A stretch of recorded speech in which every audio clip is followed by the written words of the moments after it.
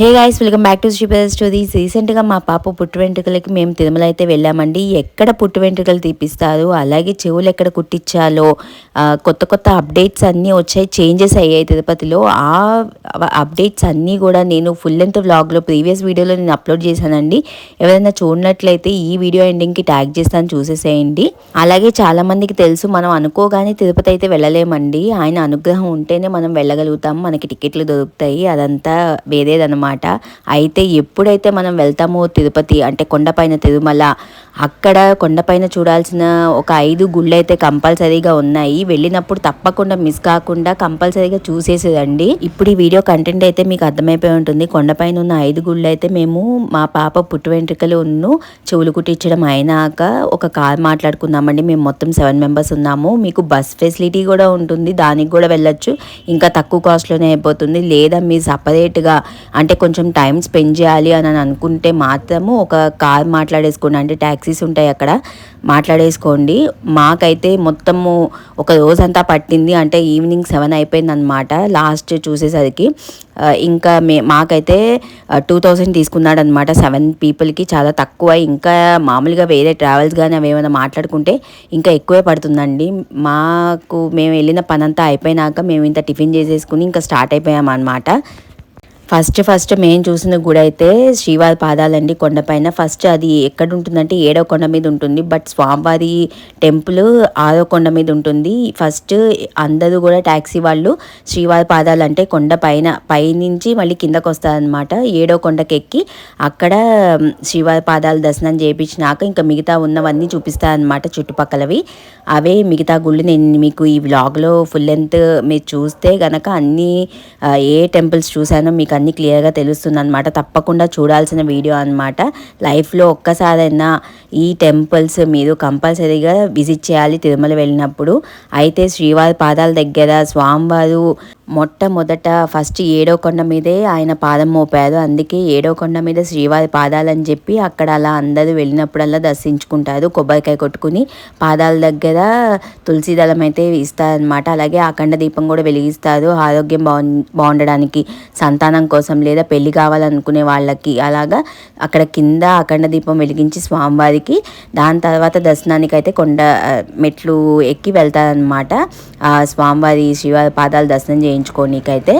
మా ఇంటి ఇలవేలుపు మా గోవిందుడు కాబట్టి ఆ గోవిందుడికి నేను మనస్ఫూర్తిగా అఖండ దీపం వెలిగించి, నేను నా భర్త అఖండ దీపానికి దండం పెట్టుకుని దానికి పసుపు కుంకుమ రాసుకుని అఖండ దీపం అయితే వెలిగించుకుని దాని తర్వాత పాదాలకి దర్శించుకోనీకైతే వెళ్ళామండి.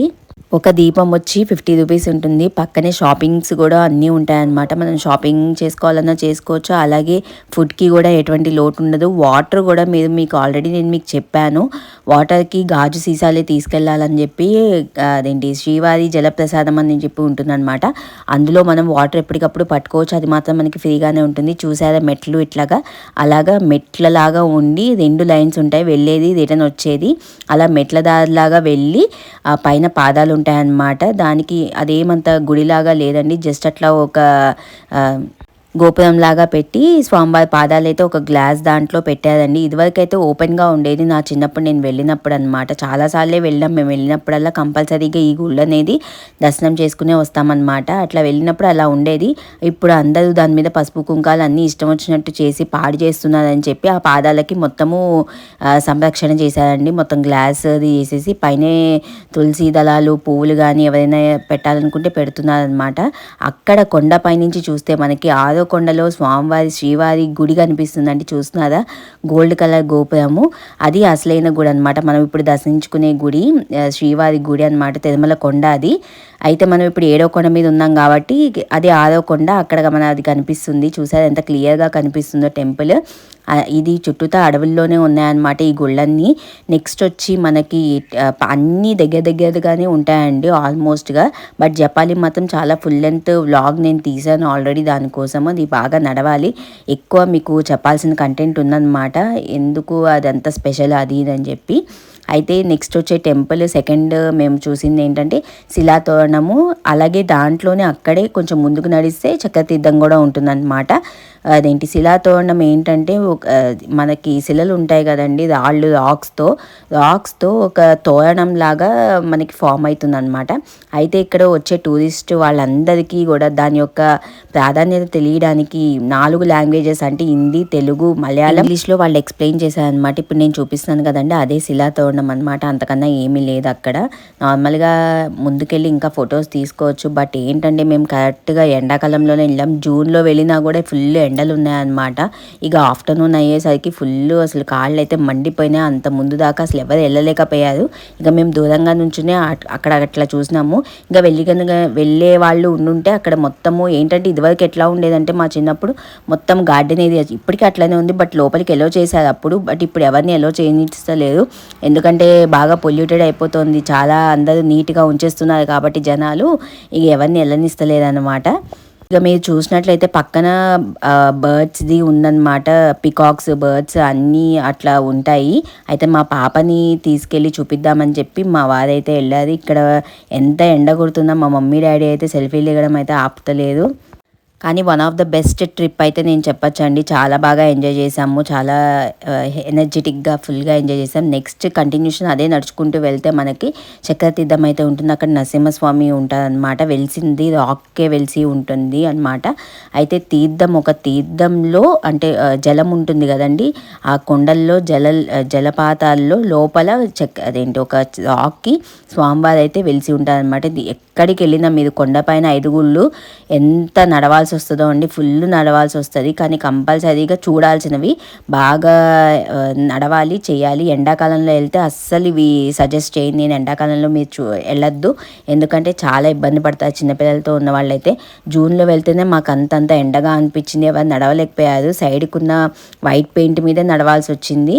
అప్పటికి ఇంకా చూడాలి, చేయాలని చెప్పి మేమైతే కంపల్సరీగా వెళ్ళి అదంతా నడిచి చక్రతీర్థ దర్శనం, నరసింహస్వామిని అయితే దర్శనం చేసుకున్నాం. చూసారా తీర్థం అనేది అలా ఉంది. చక్రతీర్థం అంటారు దీన్ని. రాక్స్ మధ్యలో ఒక తీర్థం లాగా ఉంటుంది. అందులో ఒక గుట్టకి నరసింహస్వామి అయితే వెలిసి ఉన్నారనమాట. ఫుల్ రష్ అయితే ఉన్నది, ఎందుకంటే ఇంకా సమ్మర్ హాలిడేస్ అయిపోయినాయి, ఇంకా స్కూల్స్ ఇంకా స్టార్ట్ కాలే. ఎండింగ్లో మేము వెళ్ళినామనేసరికి ఇంకా జనాలు కూడా బాగా ఎక్కువగా ఉన్నాయండి. హెవీ రష్ కూడా ఉంది. తిరుమలలో దర్శనానికి కూడా మాకు మిడ్ నైట్ వెళ్ళినా కూడా మేము ఫుల్ రష్ అయితే ఉన్నది. 12:31కి కూడా లైన్ అయితే ఫుల్ ఉందన్నమాట. మీరు బెటర్ వింటర్ సీజన్లో మీరు కానీ వెళ్ళినట్టయితే మంచిగా కొంచెం ఎంజాయ్ చేయొచ్చు, ఫ్రీగా అన్నీ మంచిగా చూసుకోవచ్చు. కొంచెం పిల్లలతో కూడా కన్వీనియంట్గా ఉంటుందన్నమాట, కంఫర్ట్గా ఉంటుంది. ఎక్కడికి వెళ్ళినా మీరు మంచిగా వెళ్ళొచ్చు. రైనీ సీజన్ కూడా అంత సజెస్ట్ చేయను. బెటర్ నవంబర్ నుంచి ఫెబ్ దాకా అయితే ఈ లోపు వెళ్తే మీరు మిగతా కొండపైన ఉన్న గుళ్ళు కూడా ఈజీగా చూసుకోవచ్చు. అట్లా చక్రతీర్థానికి అడవుల మధ్యలో అలా లోపలికి వెళ్తే ఇట్లా గుట్టకి ఇట్లా మనకి స్వామివారు అయితే వెలిసి కనిపిస్తుంది అనమాట. అక్కడ మనం చూసినట్లయితే అక్కడ వీడియోస్ తీయనీయదండి, మామూలుగా ఇట్లా చూపిస్తున్నానా, ఇట్లా గోవిందుడు పక్కన నరసింహస్వామి కూడా ఉంటారనమాట. వీడియోస్ తీయనీయదు. బట్ మన సబ్స్క్రైబర్స్ కోసం నేను చూపినీకి తర్వాత ఫర్దర్గా వాళ్ళకి హెల్ప్ అవుతుందని చెప్పి నేను ఇట్లా చూపిస్తున్నాను. అలాగే ఒక శివుడి కూడా ఉంటారనమాట. వెలిసిన శివుడే లింగ రూపంలో మనకి దర్శనం అయితే ఇస్తారనమాట స్వామివారు. అలాగే నరసింహస్వామికి ఎదురుగుండా ఆంజనేయ స్వామి గారు కూడా ఉంటారనమాట.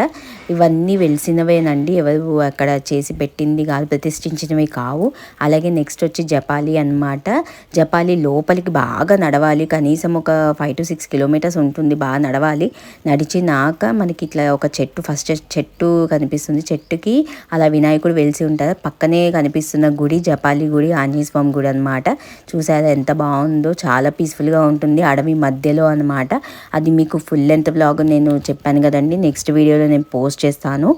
ఫస్ట్ అయితే ఈ టెంపుల్స్ చూసేసాక దాని తర్వాత లాస్ట్లో జపాలి, ఇది మనం క్లియర్గా తెలుసుకుందాము.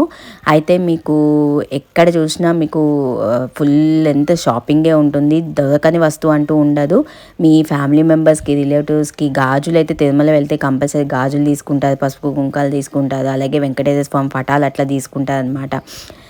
ఇంకా ఏవన్నా ఒక ఫిక్స్డ్ రేట్ అయితే వాళ్ళు పెట్టేస్తారు. 50 రూపీస్ అని 200 రూపీస్ అని ఏది పిక్ చేసినా మనం ఆ అమౌంటే అనమాట. ఇంకా బార్గెనింగ్ అనేది ఏమి ఉండదు. ఇక్కడ ఏంటంటే పాప వినాశనం అనమాట. ఇక్కడ మనకు అన్నీ కూడా ఇక్కడ దిష్టి తీసేవన్నీ చాలా ఎక్కువ కనిపిస్తూ ఉంటాయి అన్నమాట. ఈ గంగా నది దగ్గర గుడి ఉంటుంది అమ్మవారిది. అమ్మవారి దగ్గర పెట్టి పాప వినాశనం ఆ గంగా జలానికి కడుక్కుని ఇక మనమైతే ఎవరైనా కార్లకి కట్టుకోవాలన్నా ఇళ్ళకి కట్టుకోవాలన్నా తీసుకెళ్తూ ఉంటారు. చూసారా నేను చూపిస్తున్నాను షాపింగ్ కార్ట్లో ప్రతి ఒక్కటి అవే ఉన్నాయి. శంఖాలు, మళ్ళీ దిష్టివి, సూర్యుడివి అన్నీ అవే కనిపిస్తున్నాయి. చేతి బ్యాండ్స్ దగ్గర నుంచి చూసారా ఎన్ని రకాలు ఉన్నాయో. సో చాలా ఫుల్ లెంత్గా మనం ఎట్లా అంటే అట్లా పర్చేస్ చేసుకోవచ్చు. లేని వస్తువు అంటూ ఉండదు అక్కడ అనమాట. కానీ కాస్ట్ పరంగా కూడా రీజనబుల్ అని చెప్పలేము, అటు ఇటు అని కూడా అనలేము. ఎందుకంటే వాళ్ళు కష్టపడి అక్కడ దాకా తెచ్చుకుని వాళ్ళు అమ్ముకుని చేస్తున్నారు. వాళ్ళకి కొంచెం లాభదాయకంగా ఉండాలి. మనం కూడా ఒక చోటుకి వెళ్ళినప్పుడు ఏదైనా వస్తువు కొనుక్కున్నట్టు ఉండాలి. ఆ రేట్లో మీరు చూసుకుని తెచ్చుకోండి. పిల్లలకి బొమ్మల దగ్గర నుంచి అన్నీ ఉన్నాయండి అక్కడ. ఏదన్నా fixed amount 50 rupees, 20 rupees, 10 rupees అని చెప్పి అట్లా ఉంటుందన్నమాట. ఈ హెయిర్ ఆయిల్స్ కూడా ఉంటాయండి. ఎందుకంటే మొత్తము అటవీ కదండి, చుట్టుపక్కల అడవి కదా. సో మనకేంటంటే న్యాచురల్ హెయిర్ ఆయిల్స్ కూడా, లేదా కాళ్ళ నొప్పులు అలా ఉన్న వాళ్ళకి కూడా అవి కూడా ఉంటాయి. సో ఇప్పుడు మనం వెళ్ళేది పాప వినాశనానికి దారనమాట.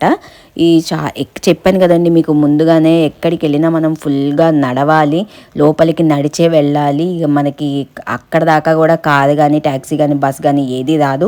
ఇంకా మీరు బస్కి వెళ్తే ఇంకా మధ్యలోనే ఆపుతారండి. ఎందుకంటే వాళ్ళు బస్ వాళ్ళు ఆగుతారన్న విషయం కూడా మనం అంత చెప్పలేమన్నమాట నమ్మకంగా. చాలా తక్కువ మంది వెళ్తారు. సింగిల్ పర్సన్స్ లేదా ఇద్దరు అట్లా వెళ్ళినప్పుడైతే బస్సులకు వెళ్తూ ఉంటారు. కాస్ట్ పరంగా చూసుకుంటే తక్కువ, బట్ ఏంటంటే వాళ్ళు వెయిటింగ్ అనేది చాలా తక్కువ చేస్తారు. వెంటనే మనం చూసుకుని రావాలి. ఇంత ఎక్కువ లెంత్ ఫాస్ట్గా పిల్లలతో నడిచి వెళ్ళాలంటే చాలా కష్టం. కొంచెం మీరు ట్యాక్సీ కానీ అలా చూసుకుని వెళ్తేనే చాలా బెటర్.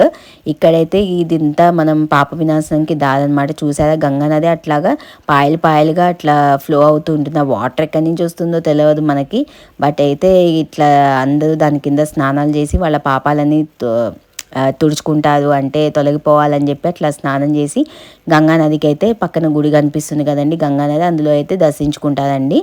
అందరూ స్నానాలు చేస్తూ ఉంటారు అక్కడ. ఇంకా ఆకాశగంగ దర్శనం అయితే జరిగింది కదండి. ఇంకొక చోటు కూడా ఉంది ఆకాశగంగది. ఆ వీడియో కొంచెం వేరే వ్లాగ్లో నేను పెడతాను, జపాలి వ్లాగ్లో చూపిస్తాను కంపల్సరీగా. ఇంతకన్నా ఎక్కువ లెంది వ్లాగ్ మీకు ఇంట్రెస్ట్ ఉండదు. ఇవాళ అయితే మంచి టెంపుల్స్ అయితే చూసేశారు కదండి. నెక్స్ట్ వీడియోలో జపాలి గురించి సూపర్గా అయితే మీకు వివరిస్తాను. మీరు అది చూసి తప్పకుండా మీరు వెళ్ళాలి అనిపిస్తుంది, అంత బాగుంటుంది. అలాగే మన కమ్యూనిటీ పోస్ట్లో మంచి మంచి ప్రొడక్ట్స్ యొక్క లింక్స్ పెడుతున్నా అండి. మీకు కనుక నచ్చినట్టయితే వెంటనే వెళ్ళి షాప్ చేసేసుకోండి. మన ఛానల్ 50Kకి దగ్గర అవుతుంది. So please do like, share and subscribe to Sri brothers stories. ఇలానే సపోర్ట్ చేయండి. Until then bye, thanks for watching.